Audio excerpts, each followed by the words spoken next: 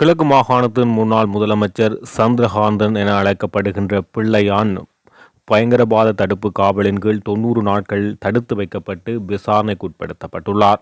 துணைவேந்தர் ரவீந்திரநாத்தினுடைய கடத்தல் விவகாரம் தொடர்பாக கைது செய்யப்பட்ட போதிலும் அவரிடம் தற்போது உயிர்த்த ஞாயிறு தாக்குதல் மற்றும் பல்வேறு விடயங்கள் தொடர்பாக விசாரணைகள் தொடர்ச்சியாக இடம்பெற்று வருகின்றது.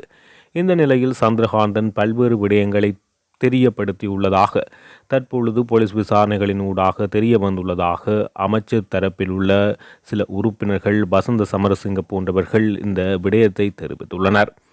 இந்த நிலையில் சிவனேசதுரை சந்திரகாந்தனுக்கும் தமிழ் தேசிய கூட்டமைப்பின் முன்னாள் பாராளுமன்ற உறுப்பினர் நடராஜா ரவிராஜினுடைய படுகொலை சம்பவத்துக்கும் இடையிலான தொடர்பான தகவல்கள் தற்போது கசிய தொடங்கியுள்ளது. பிள்ளையானுக்கு அவருடைய மரணத்தில் ரவிராஜினுடைய மரணத்தில் தொடர்பு உள்ளதாக தற்பொழுது குற்றம் சாட்டப்படுகின்றது. பிரபல புலனாய்வு ஊடகவியலாளர் கீர்த்தி ரத்நாயகவினால் இந்த குற்றச்சாட்டு முன்னர் முன்வைக்கப்பட்டது. ரவிராஜ் படுகொலை செய்யப்பட்ட சம்பவத்துடன் ராஜபக்சகள் தொடர்பு படவில்லை என அவர் தெரிவிக்கின்றார். இந்த சம்பவம் இடம்பெற்ற காலத்தில் தமிழ் வர்த்தகர்களிடம் கடற்படை மற்றும் இராணுவ படையைச் சேர்ந்த கும்பல்கள் கப்பம் பெற்று கொண்டதாக அவர் தெரிவித்துள்ளார். பிரபல வர்த்தகர்கள் கடத்தப்பட்டு கப்பம் பெற்று கொள்ளப்பட்ட பல்வேறு சம்பவங்கள் தொடர்பில் அவர் சட்டத்தரணியான நடராஜா ரவிராஜ் தகவலை திரட்டி இருந்தார் என கீர்த்தி ரத்நாயக்க தெரிவித்துள்ளார். இந்த தகவல்கள் பாராளுமன்றத்தில் சமர்ப்பிக்கப்பட இருந்த நிலையில் நடராஜா ரவிராஜ் மீது துப்பாக்கிச்சூடு நடத்தப்பட்டு அவர் படுகொலை செய்யப்படுகிறார். இந்த சம்பவத்துக்கு ஒரு வாரத்துக்கு முன்னதாக ரவிராஜிடம் தாம் நேரடியாக உங்களுடைய உயிருக்கு ஆபத்து இருப்பதாக கீர்த்தி ரத்நாயக்க அவரிடம் குறிப்பிடுகிறார்.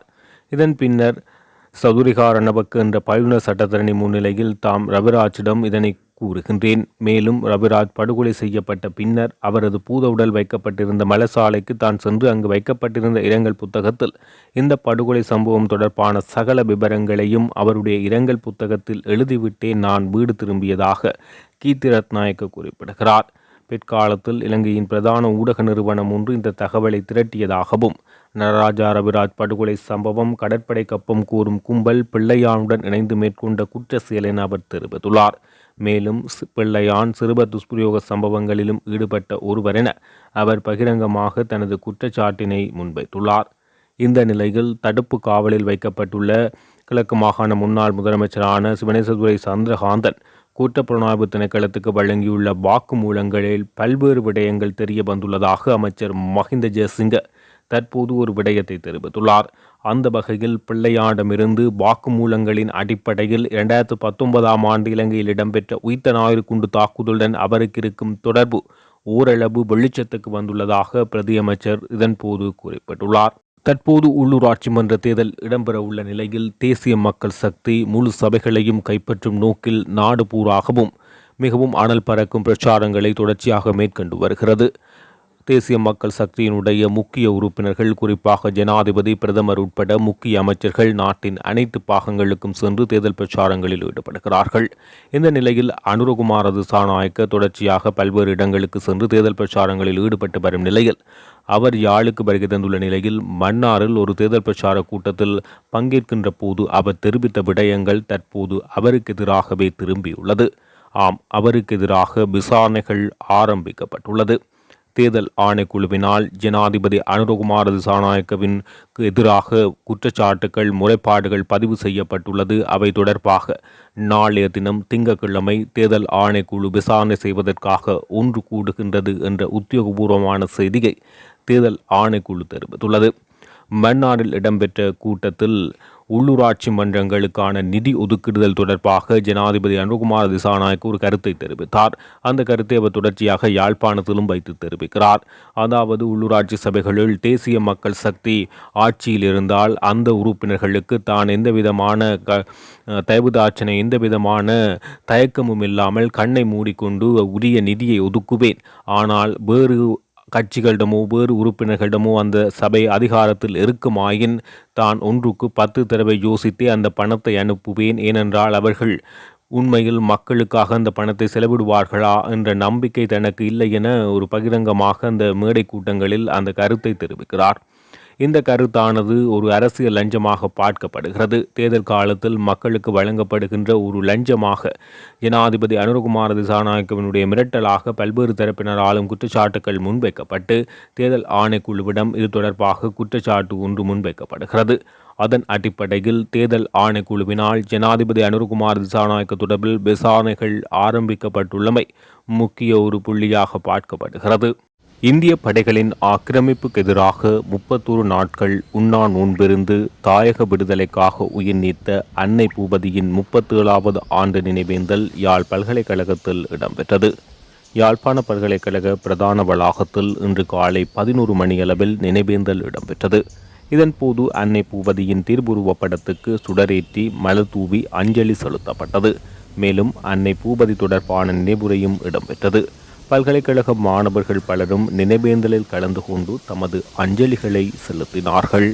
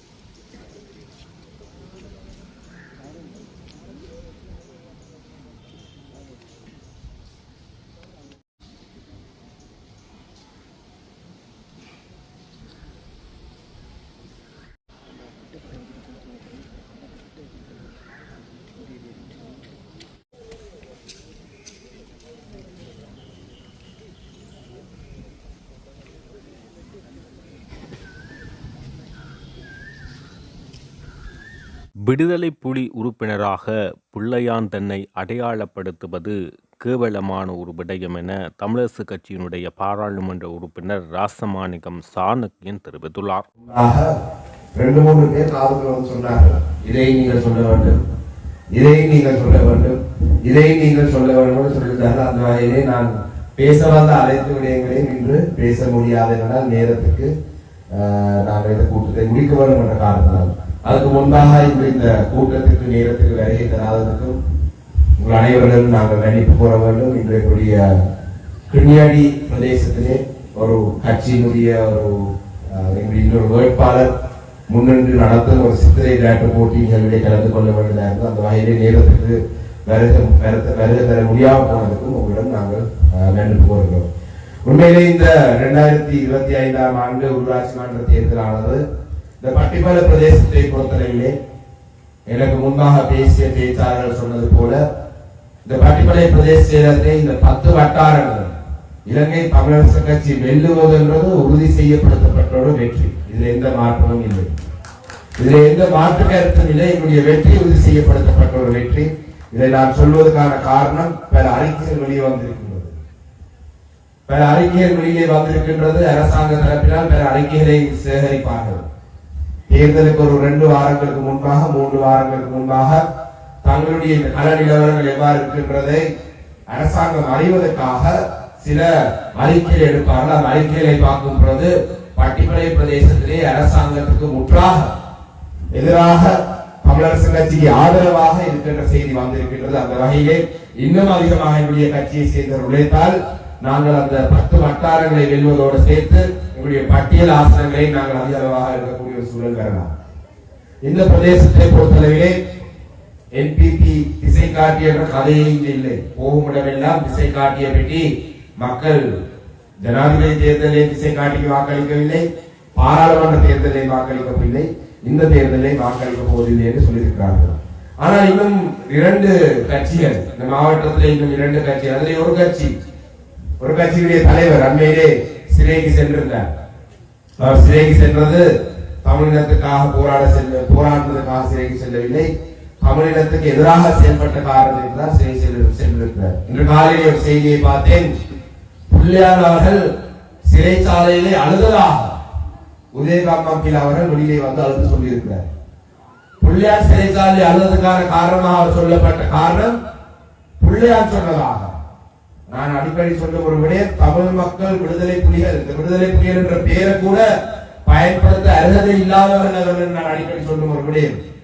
பிள்ளையார் அவர் அழுது சொன்னதாக உதயகம்ம பிள்ளையுடைய செய்தியிலே இருக்கும் விடயம், நான் செய்த என்னை சிறையிலே அடைக்கிறதுக்கு நீங்கள் தான் செய்த ஒரே ஒரு குற்றம், விடுதலை புலிகள் அமைப்பை அழிக்கிறதுக்கு நான் சிங்கள மக்களுக்கு உதவி செய்ததுதான் என்னை சிறையிலே அழிக்கிறதுக்கான குற்றமா?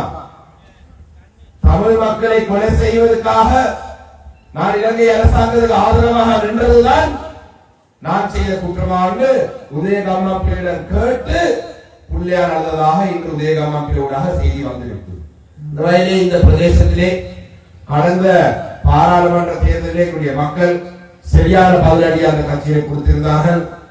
தலைவர் மேல் சிறைக்கு சென்றாலும் அவருடைய குட்டி வாழல் இன்னும் இந்த கிராமங்களுக்கே சுற்றி திரிகின்றது. அவர்களையும் நாங்கள் தட்டி கழிக்க வேண்டிய அவசியம் இல்லை. அவர்களிடம் பேசி எங்களுடைய கட்சியினுடைய சிந்தனைகள் ஏன் எங்களுடைய கட்சியை வாக்களிக்க வேண்டும் என்ற விடயத்தை சொல்லி நாங்கள் அவர்களை ஒன்றாக சேர்த்துக் கொள்ள வேண்டும்.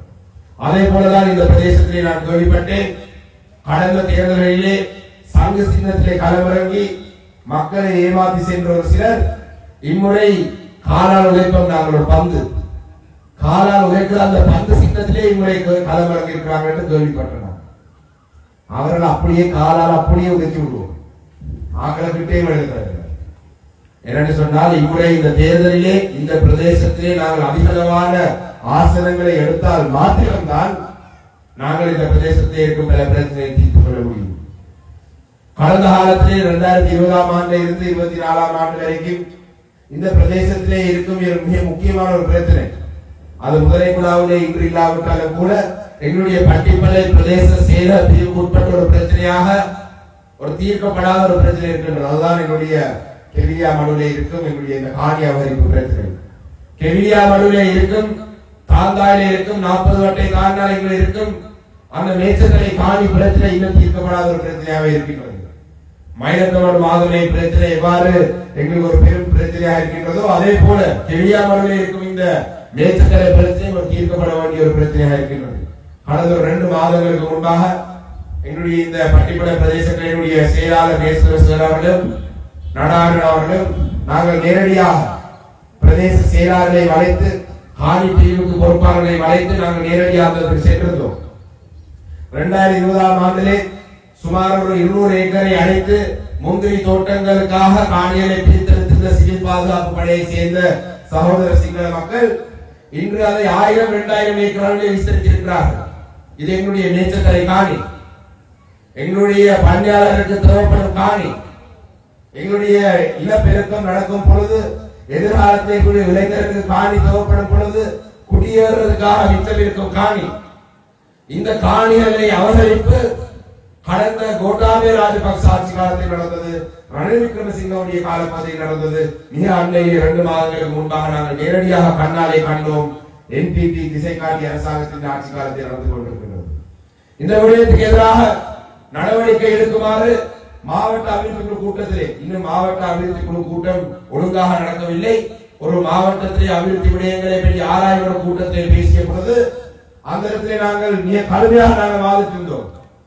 தமிழ் மக்கள் வாழும் பிரதேசத்திலே ஒரு தமிழர் சகோதரர், ஒரு தமிழர் ஒரு சின்ன கத்தியை எடுத்து ஃபாரஸ்ட் எல்லைக்குள்ளே போனால் கூட அவர்களை கைது செய்து அவர்களுக்கு எதிராக வழக்கு தாக்கல் செய்யும் அரசாங்கம் ஏன் ஆயிரக்கணக்கான ஏக்கரை பெரும்பான்மை சமூகத்தை சேர்ந்த சகோதரர்கள் இந்த கெவிலியாமடு பிரதேசத்தை ஆக்கிரமிப்பு செய்து வேலிகளை அடைத்து தங்களுடைய பேர்பலையை போட்டு சில காணிகளை இன்னும் தரப்புக்கு வித்திருக்கும் பொழுதும் கூட ஏன் ஃபாரஸ்டை சேர்ந்தவர்களுக்கான நடவடிக்கை எடுக்க நாங்கள் கேட்ட பொழுது திசை காட்டி அரசாங்கத்துக்கு அதற்கான பதில் இல்லை. ஏனென்றால் இதுவும் பெரும்பான்மை சமூகத்தினுடைய ஆதரவு, பெரும்பாலான ஆதரவுடன் இயங்கும் ஒரு அரசாங்கம். அந்த வகையிலே இந்த கெவிலியாமடு பிரச்சனையானது இந்த ஃபாரஸ்டுக்கு சொந்தமான பிரச்சனை ஒரு சிறிய உதாரணம் மாத்திரம்தான். இதை விட பல அதிகமான உதாரணங்களை நாங்கள் வழங்கலாம். ஆனால் 6:30 மணி ஆகிவிட்டது. நாங்கள் எதிர்வரும் 2025ஆம் ஆண்டு மே மாதம் 6ஆம் தேதி இலங்கை தமிழரசு கட்சிக்கு நாங்கள் வாக்களிக்காம விட்டால் பட்டிப்படையிலே இந்த கெவிலியாமடு பிரதேசத்திலே இன்று இருக்கும் பிரச்சனை மெல்ல மெல்ல மெல்ல மெல்ல மெல்ல எங்களுடைய பிரதேசத்திற்கு வந்து சேரும்.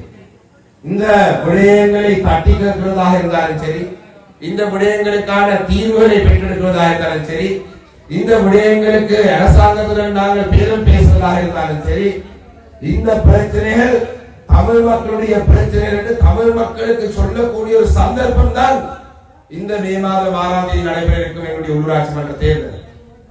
இதிலே மட்டக்களப்பு மாவட்டத்தில் எங்களுடைய மக்கள் இந்த செய்தியை சொல்ல போறதை பற்றி, அரசாங்கத்தின் இந்த செய்தியை சொல்வதை பற்றி எங்களுக்கு எந்த சந்தேகமும் இல்லை. இதிலே முக்கியமாக எங்களுடைய வடக்கு கிழக்கிலே எங்களுடைய தமிழர் தாயகத்திலே இருக்கும் அனைத்து மக்களும் இந்த செய்தியை எதிர்வரும் மே மாதம் 6ஆம் தேதி சொன்னால் மாத்திரம்தான் நாங்கள் தொடர்ந்து தமிழ் மக்களுடைய சார்பிலே நாங்கள் பேரம் பேசக்கூடியவர்களாக, தமிழ் மக்களுடைய சார்பிலே பேச்சுவார்த்தை நடத்தக்கூடியவர்களாக நாங்கள் இருப்போம். அந்த வகையிலே இன்று இந்த கூட்டத்தை நடத்துவதற்கு உண்மையிலே பட்டிப்படை பிரதேசத்திலே பற்றி எப்பொழுதும் நாங்கள் பெருமையாக சொல்லும் ஒரு விடயம், உங்களுடைய மாவட்டத்திலே இயங்கும் தமிழரசு கட்சியில் இருக்கும் கிளைகளுக்குள்ளே ஒரு மிக சிறந்த கிளையாக எப்பொழுதும் செயல்பட்டுக் கொண்டிருக்கும் ஒரு கிளைதான் எங்களுடைய பட்டிப்படை கிளை. இந்த பட்டிப்படை கிளைக்கான ஒரு மகளிர் அணி, இந்த பட்டிப்படை கிளைக்கான ஒரு வாலிபர் அணி, பட்டிப்படை கிளையிலே சில பொறுப்புகளை கொடுத்தால் நாங்கள் அதுக்கு பிறகு என்ன நடந்தது எல்லாம் கேட்க தேவையில்லை, நேரத்துக்கு நாங்கள் வந்தால் மட்டும் போதும். அந்த வகையிலே இந்த பட்டிப்படை கிளையை பார்த்து ஒரு முன்னுதாரணமாக வைக்கின்ற எங்களுடைய மாவட்டத்தில் ஏனைய கிளைகளும் மிக சிறந்த செயல்பாடுடன் தங்களுடைய தேர்தல் பரப்புரையை செய்து வருகின்றார்கள். இன்றைய இந்த கூட்டத்தை கூட நாங்கள் எங்களுடைய மகளிர் தீவிர கலாச்சார மண்டபத்தை நாங்கள் ஆரம்பத்தை நடத்தலாம் என்றிருந்தோம். ஆனால் சில புல்லுரிமையுடைய முறைப்பாடின் காரணமாக அதை நாங்கள் நிறுத்த வேண்டியதாக வந்தது. அதனை தொடர்ந்து நாங்கள் இந்த மைதானத்திலே தான் இந்த கூட்டத்தை நடத்த போவோம் என்று சொன்னால் அதிலே ஒரு தனியார் காணி அரச காணி என்ற ஒரு பிரச்சனை கொடுத்து இறுதி கட்டத்தில் இந்த கூட்டத்தை நடைபெற முடியாமல் செய்யும் வகையான சில செயல்பாடுகளை கொண்டிருந்தாங்க. ஆனால் அது அனைத்தையும் தாண்டி இன்று இந்த கூட்டத்தை நாங்கள் மிக சிறப்பாக நடத்திருக்கிறோம் என்று சொல்லி சொன்னால் இலங்கை தமிழரசு கட்சியுடைய வெற்றி எதிர்வரும் மே மாதம் 6ஆம் தேதி தடுக்க முடியாததற்கான ஒரு சான்றாகவே அமையும் என்று சொல்லி உரை முடித்துக் கொள்கிறேன். நன்றி, வணக்கம்.